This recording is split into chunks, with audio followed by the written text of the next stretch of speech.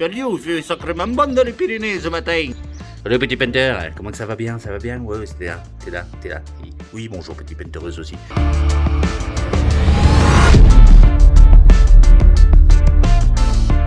Une petite vidéo, hein, si t'es ici, c'est un peu pour ça. J'ai fait un comparatif, on va dire, entre le détapissage classique et le détapissage avec, on va appeler ça une détapisseuse électrique. Ça te va? C'est bon pour tout le monde. Tantôt il l'appelle détapisseur électrique, tantôt il l'appelle décolleur à papier peint électrique. D'un côté, je vais détapisser d'une façon très classique. Je vais utiliser un décolleur concentré avec un pulvérisateur. C'est le petit pulvérisateur que tu utilises dans le jardin. Si t'as un jardin, bon, c'est sûr. Et d'un autre côté, je vais utiliser donc une machine que j'ai choisie, que j'ai sélectionnée sur Amazon. J'ai longtemps hésité avec le Wagner, vu que tout le monde connaît la marque et que tout le monde connaît plus ou moins sa réputation. Mais quand j'ai vu en fait que c'était un démaquillant, j'ai failli me tromper. Attends, moi qui voulais une décolleuse à papier peint électrique, mais heureusement que parfois je suis un petit peu plus attentif. Du coup, mon choix s'est porté sur le moins cher de chez Amazon. Au moins tout le monde pourra le trouver en suivant le lien que j'ai mis sous la vidéo. C'est un lien affilié, je te l'accorde, je suis un crevard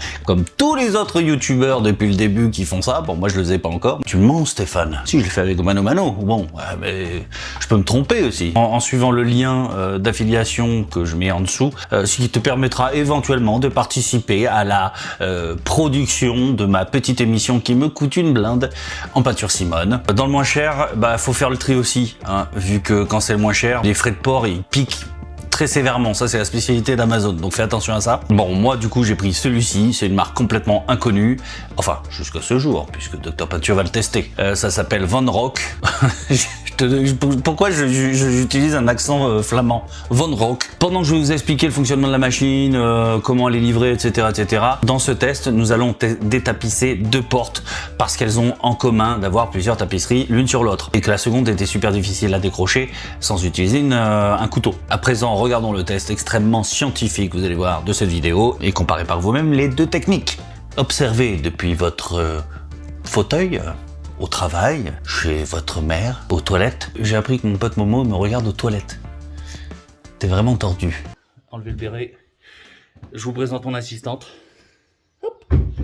La porte. Alors grosso modo, ils ont tous les mêmes caractéristiques. Ça fait environ du 2000 watts. Je vais être honnête, je ne vois pas ce que ça représente 2000 watts en termes de puissance de vapeur.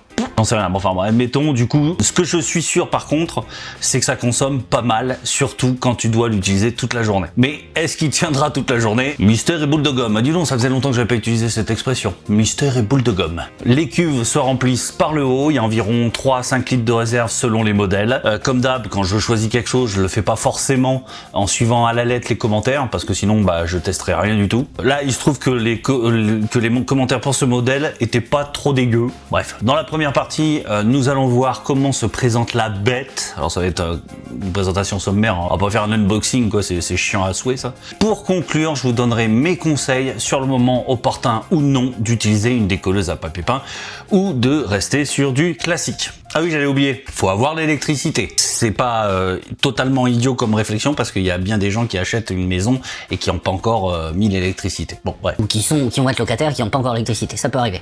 Ou qui payent pas et qui n'ont pas l'électricité, mais ça c'est encore une autre histoire. On va pas faire tous les cas possibles. Dernier point important, le type de papier peint que l'on détapisse a son importance. Il existe une vidéo, je te mets le lien tout de suite, qui t'explique bien les différents papiers peints. Il y a des papiers peints qui sont pelables, donc il faut peler la première couche, quoi qu'il arrive, avant de les mouiller, parce qu'autrement ça sert pas à grand chose. Cette vidéo te permettra d'apprendre à peler les papiers peints pelables avant de les mouiller, parce qu'il y a une raison. De repérer aussi les papiers peints, je vais retrouver le nom, arrachables à sec, qui sont formidables. C'est les meilleurs papiers peints du monde, je les aime.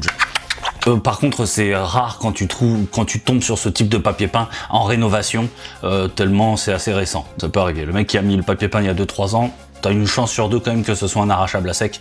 Et là, tu verras, ça va te faciliter la vie, parce que tu n'auras pas grand chose à enlever. Bref, voilà, on a fait le tour. Allez, ça se présente comme ça, c'est parti. Donc là, il y a une notice succincte qui te dit de bien enfoncer la prise dans l'appareil. Et je te conseille de prendre le soin de le faire, parce que moi, d'entrée, bien sûr, je l'ai fait à l'arrache et ça ne fonctionnait pas. Je me dis, tiens, c'est quand même étrange que cette petite machine ne fasse pas un petit le genre de bruit que tu t'attends à entendre quand tu mets en route une machine qui a vapeur. Ah, là ça fait clac. Assez, je crois. Ça chauffe. Mais il est raide le truc. Fallait l'enfoncer au fond. Surtout que le gros problème de cette machine, c'est qu'il n'y a pas de bouton marche arrêt et qu'il n'y a pas une petite LED pour t'avertir que la machine est en route. Ça, juste la petite LED, ça aurait été quand même pas mal. Il faut savoir tout de même que la machine fonctionne une quarantaine de minutes avant de se mettre en veille. Et qu'il faut, je sais pas combien de temps pour que la machine descende en température pour que tu puisses ouvrir le bouchon. Alors, bien entendu, si la vapeur ne sort pas, le premier truc à vérifier, c'est qu'il y a bien de l'eau dans la cuve. N'ouvre pas non plus donc le bouchon au-dessus, déjà parce que tu auras vraiment du mal à l'ouvrir, et ensuite parce que tu vas finir comme double face. Ne t'amuse pas non plus à mettre ta main au-dessus de la petite palette qui sert à décoller. C'est de la vapeur, c'est pas un nuage le truc si tu veux. Je dis ça parce que tous les gosses vont y toucher. Oui, j'y ai touché. Et alors, c'est pas toi qui t'es brûlé. Bon, on va pas non plus utiliser le truc pour faire un brushing.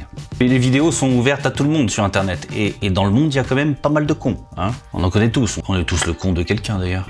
Contrairement à ce que j'ai lu en commentaire, je confirme qu'elle fonctionne très bien à l'eau. Elle fonctionne avec de l'eau classique, celle du robinet. Ou en bouteille pour les plus riches, oui, tu as le droit. Il faut attendre aussi environ, j'ai compté à peu près 5 minutes avant que la vapeur ne sorte. Sauf si t'as pas bien branché la prise, oui. Et que comme il n'y a pas de bouton marche arrêt, avant de la brancher, il faut déjà être prêt à travailler. Sol protégé, escabeau à disposition si besoin, les outils de sortie, les petits couteaux, etc. Alors quand tu l'allumes et que tu l'as pas dans la main, il faut retourner la palette quand tu la poses au sol ou je ne sais pas où. Parce qu'il y a un petit peu d'eau qui sort. Pendant l'utilisation, j'ai remarqué que ça coulait aussi de temps en temps. C'est pas non plus gênant, mais il faut le savoir. À la limite, mets des gants si tu veux pas te brûler. Des gants pour le four. Ah, mais des... Comment on appelle ça, là? Comment on appelle ça, les gants pour le four, là? Non. Gants pour le four. Des pâtes à four. Ah, appelés parfois pâtes à four en Suisse. C'est rigolo, ça. Ou menottes en Belgique. Ils sont bizarres, ces Belges. Là, j'arrive pas à le trouver. Chez nous, on appelait ça une manique. Enfin, chez nous. Chez tout le monde, non? Et surtout quand le tuyau est au sol, quoi. Quand il est tendu encore que tu l'as en main, ça va à peu près. Dernier point, la machine est livrée démontée. Et même un pépé de 108 ans comprendrait comment faire. Hein. Donc la conclusion, il va sans dire que certains papiers peints sont ou trop anciens, ou trop fins, ou parfois même peints, ou en trop grand nombre. Oui, parce qu'il y a encore des cons pour tapisser sur une tapisserie qui s'enlève. Ou alors de trop mauvaise qualité, ou trop de un peu de tout ça pour être trop facile à détapisser. Et ça n'est pas parce que vous utilisez une détapisseuse électrique que ça ira plus vite. Mais je dois bien avouer que ça ne m'a pas déplu. En général, le détapissage m'a jamais déplu. Et là, avec la machine, c'était assez rigolo. Alors, le pulvérisateur est contraignant au début du détapissage parce qu'il faut attendre que nos laits soient bien humides avant d'arracher le papier avec le couteau. Mais quand on a le coup de main pour la suite, on enchaîne sans s'arrêter. Il suffit juste à chaque fois de mouiller les 3 ou 4 laits suivants, d'arracher les 4 premiers et avant d'arracher les suivants encore, qu'on a déjà mouillé, on mouille encore les 4 suivants et ainsi de suite. On n'attend jamais quoi. Il suffit juste d'être organisé ou de détapisser à plusieurs, pas à 2 sous le même couteau. Hein. Chacun a un poste quoi, tu vois. Bon, du coup, le pulvérisateur, je te rassure, petit artisan qui est pauvre, du coup le pulvérisateur a de belles années devant lui. Puis bon, c'est vrai que la raclette, la palette là comme ça fait. Même si j'ai testé une palette. Premier prix, ça fait quand même baltringue chez un client de détapisser comme ça. En revanche, ça peut être pratique quand même pour des petites surfaces et encore plus pour détapisser proprement, éviter de balancer le pulvérisateur partout devant un client, ça fait pas très sérieux. Bon, je vais être honnête, j'ai vraiment trouvé le détapissage électrique plutôt très sympa. Voilà, je dis plutôt, mais non, mais en vérité, j'ai écrit très sympa. C'était vraiment très sympa. C'est beaucoup moins salissant, on en met moins partout. Ça ne sent pas les produits d'activants de colle, enfin qui sur moi me font un effet comme une anesthésie dans la gorge. Hein. C'est franchement dégueulasse. Il y a juste de temps en temps le besoin, nécessité de nettoyer le contour de la palette parce qu'elle se charge un petit peu de colle à force de passer sur les subjectiles qu'on détapisse. Pour le prix, je trouve que si t'as une maison à détapisser, ça peut être un bon compromis. En revanche, si t'es un pro, reste sur l'ancienne méthode, ce sera quand même beaucoup plus rapide. Et dernier point, je suis pas certain que cette machine soit hyper durable.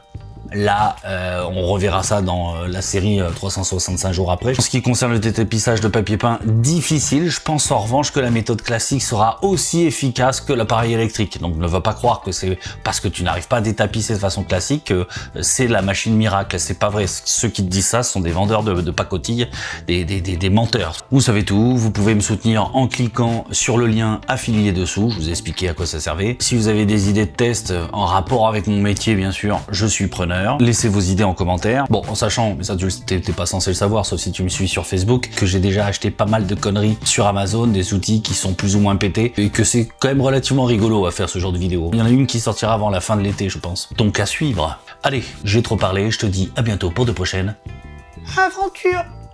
Ouais, c'est bien. Mais non, t'as une petite voix fluette ce matin. Bah, je sais pas, moi, mange des cailloux et bois de la bière. Ciao, ciao. Voilà. Non, c'est pas là.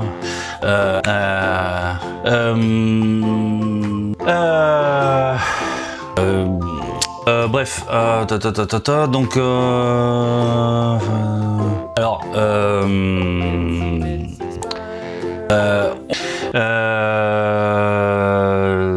Si tu es arrivé jusqu'à ce message, c'est qu'il t'arrive de regarder à fond mes vidéos. Ça me fait quelque chose. Jadis, tu étais un simple petit painter. Et grâce à mes nombreux tutos, tu es enfin arrivé au sommet de la chaîne alimentaire. Toutefois, tu peux pousser ta curiosité à regarder les 2 vidéos que je te propose là. Et n'oublie pas le petit pouce bleu juste en dessous. C'est si mignon. Tu es mon seul espoir.